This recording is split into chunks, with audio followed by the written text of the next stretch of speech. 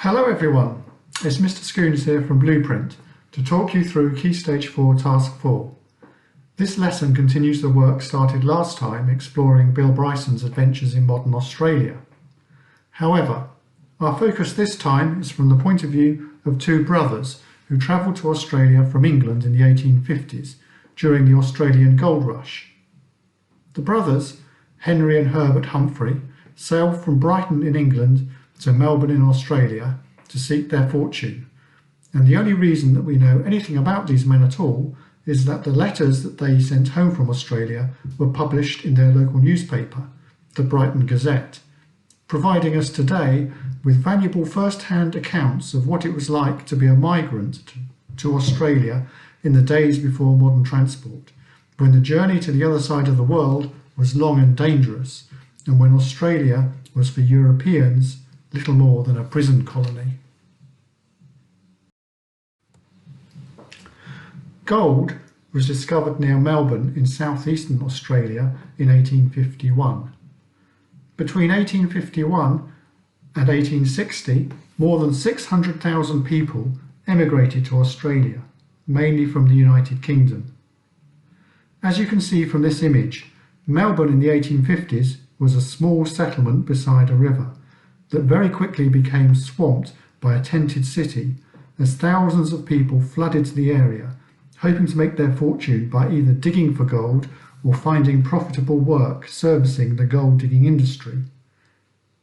The only way before the invention of the telephone or even a transcontinental cable service for people back home to find out what was happening to their loved ones so far away was via letters, like those sent by Henry and Herbert, that you can find on page 5 of the workbook. Letters are written for many purposes and audiences. They can be written to someone close to you, like a parent or friend, or to a stranger. They can be formal, such as a letter of complaint, or informal, to someone you know well. They are usually structured in a particular way to show that the text is directed at someone, using a salutation, dear, and an appropriate ending, yours sincerely. What do you think that the purpose of letters sent home by the Humphrey brothers would have been? Well, the first letter by Herbert is much shorter than the second letter by Henry, and it was written just as the brothers arrived in Melbourne after their long voyage. Why do you think it might have been so short? Why would Herbert have been rushing to get his letter sent? Henry's letter is much longer. He's not dashing to finish his letter before the ship sails for home, and he has more time to describe in more detail what Melbourne is like and what the brothers intend to do. As Henry explains in his letter, Melbourne had a well laid out street system and was well organised with good shops and other facilities, but the thousands of new arrivals put its infrastructure, its clean water supply and sewerage, under immense pressure, with nowhere to live and potentially no work for many of the new arrivals. Interestingly, Henry seems to want to find a way in his letter to reassure his parents back home that he and Herbert are doing well, without encouraging their younger brother to follow them to Australia. Can you find evidence in the letter that supports the idea that Henry is attempting to reassure his parents? And any evidence that he is trying to persuade his younger brother not to attempt to join them in Australia?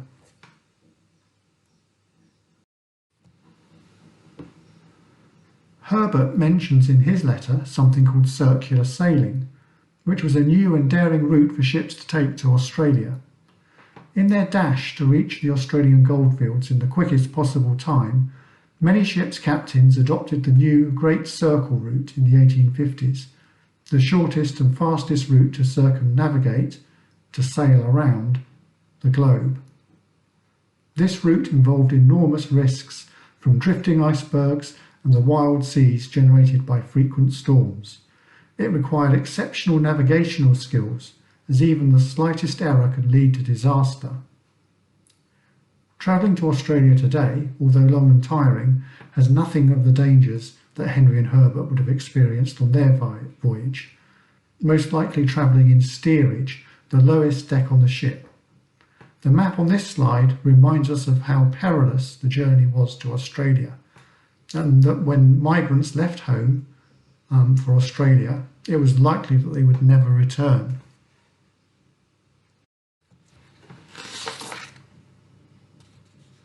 In his letter, Herbert describes the Statesman, the ship he and his brother sailed on, as splendid, and the voyage as tedious and very monotonous.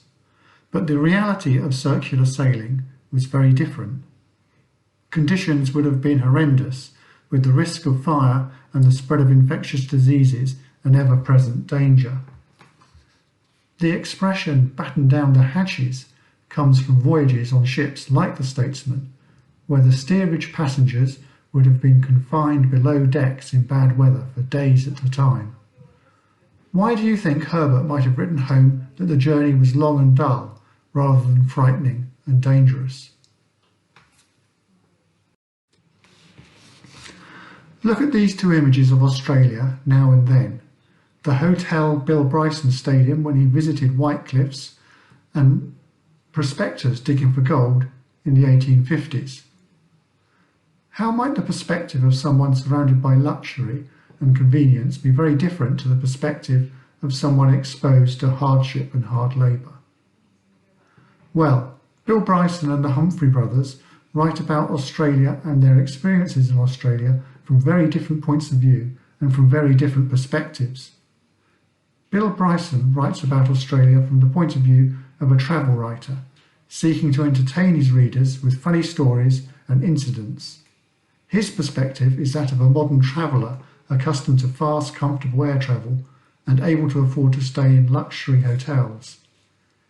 The brothers, travelling in the middle of the 19th century, have had to endure hardship in getting to Australia, and their future on arrival in Melbourne is uncertain. Their point of view is of practical men determined to make the best of their lives. Their perspective is that while they want to reassure their family that they are doing well, they don't want to encourage their younger brother to rush to join them.